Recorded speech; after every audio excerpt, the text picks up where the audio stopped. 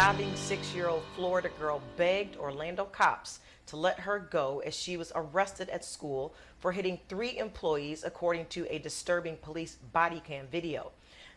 We have the footage, which was released by the family of Kaiya Roll late on Monday, which shows the first grader breaking down as she is restrained with zip ties on September 17th at Lucius and Emma Nixon Academy Charter School. Here's the video now.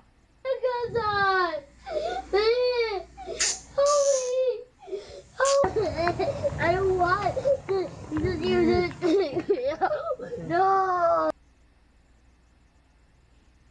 Padrina Keys joins us now from Orlando, Florida. Padrina, there was actually a charge of misdemeanor battery against Kaiya, which was dropped by the prosecutors on the following day. But take us back to how she even made it into this particular situation.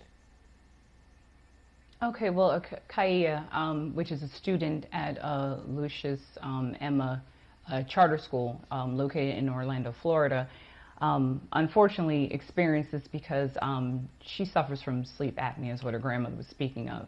And the child was tired and had a tantrum like children have at that age. I mean, children always have tantrums. They have tantrums when they can get toys or something doesn't go right. That's just a normal thing for a child to experience at that age.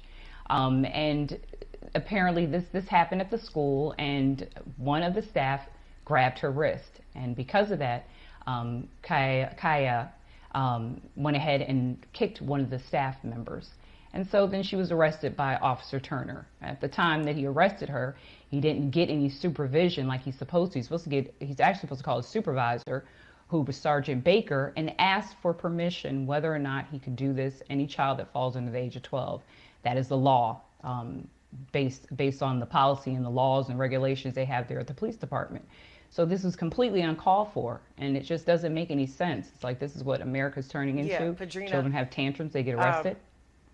I understand that Officer Turner was later terminated for not following, he was terminated by Orlando cops for violating the agency policy, like you mentioned, for arresting children younger than the age of 12 without a supervisor's approval. There is a minimum age for that. Now, this story is disturbing on many levels already, but another layer of this is that this 6-year-old girl was processed at a county juvenile center.